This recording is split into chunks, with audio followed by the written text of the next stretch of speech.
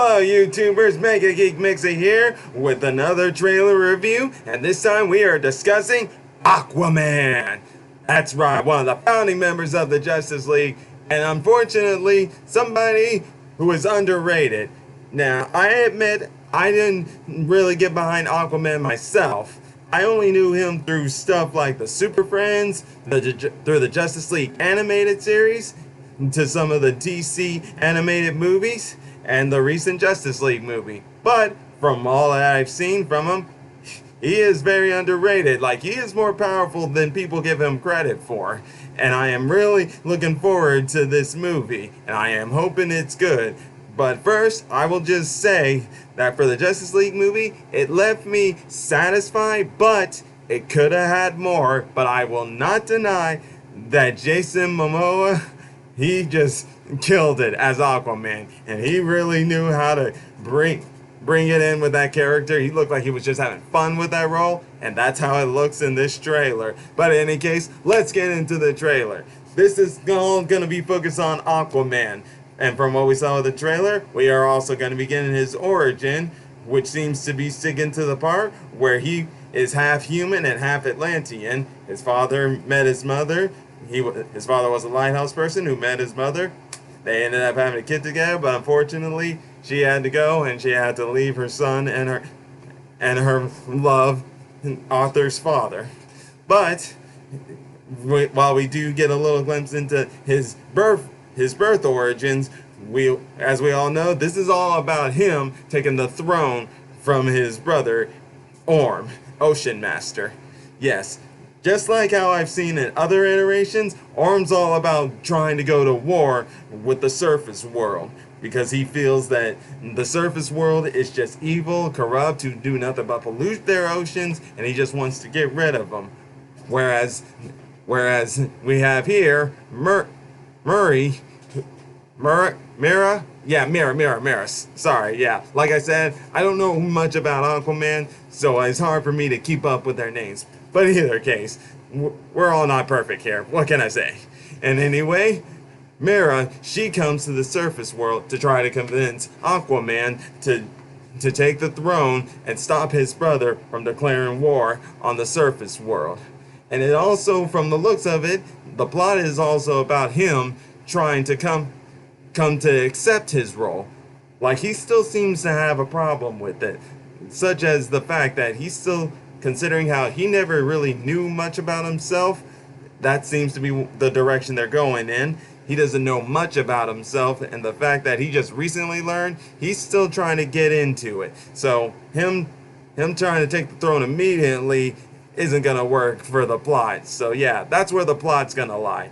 Him coming to accept the throne as king of Atlantis and ruling over its people so they can try to make peace in the world, which is what his mother was hoping for. Yeah. Let's get into the characters. So, first off, Ocean Master. The guy who plays him, he looks like he might pull it off. Costume, looks pretty good. As for how the acting will be, we shall find out on that end. And it's pretty clear that they're also going to be taking a little similarity approach with the fact of how it went in Black Panther. On the fact that there are two people with the royal blood in their veins, and they're gonna have to duke it out. They're gonna have a duel to see who gets to be the rightful king. Yeah, now the only difference here with like Black Panther and Aquaman, now that the fact is Arthur and the king of Wakanda, T'Challa, they both kings. Yeah, they both become the kings of their countries and stuff. But that's still not to say there are others within their country who try to overthrow them. Yeah, so that seems to also going to be the case here, except for the fact that you got T'Challa, who doesn't mind taking the throne and is working to actually unite his people, whereas his father didn't want that. And you got a similar thing there. The only difference is right now you got Arthur, who doesn't really want the throne, but is going to have to come to terms with it and help unify the world, considering his brother doesn't want that. And that's how, and I think that's also saying he is going to be the main villain of this story. Yeah, I think so, most likely. But as we also saw, Black Manta is going to also be in there. And first, let me just say, I love the costume. I love the special effects they give with his eyes. And it looks like it might have some pretty good action scenes with this guy. This might end up being pretty good here. Now, as for Mera, as I said before, I don't really know much about Mera. But I do know she does end up becoming Aquaman's wife. And it looks like in this movie, it's all about them coming together, and at the end of the day, it looks like they will get married and stuff, but this is all about them learning to bond and everything. And first off, let me just say, I love that part at the end where Jason Momoa as Aquaman, after Mera jumps off that plane, he's just like, redheads, you gotta love them. And I cannot disagree. You gotta love the redheads. Yeah. What can I say? I have to say it, because, yeah, many redheads I've met in my life, cool girls. Yeah. In any case, at the same time, with what I see with the special effects in the movie, for the most part, I like it.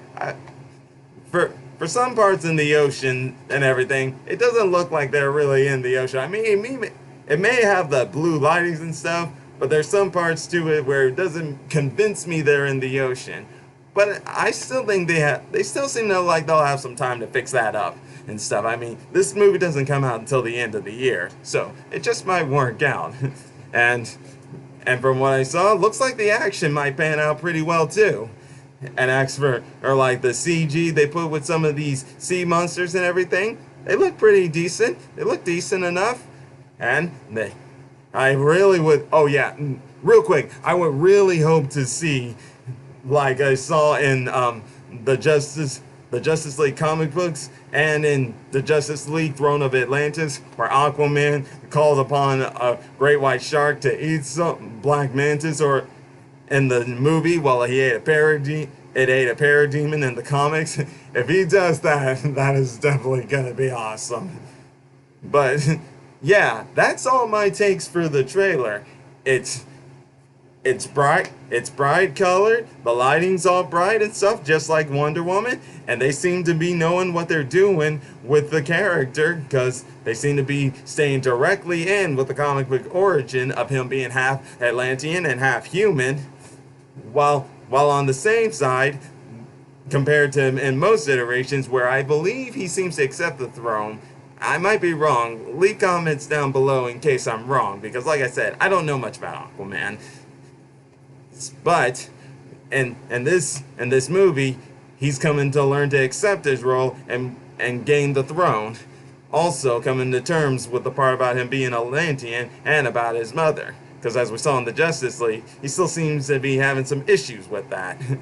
But either case, tell me what you guys thought of the trailer, and post your comments down in the comments section. Hit that like button, subscribe to my channel, and I will see you all again next time. Until then, let's be ready to see Aquaman kick some butt. Later, bye!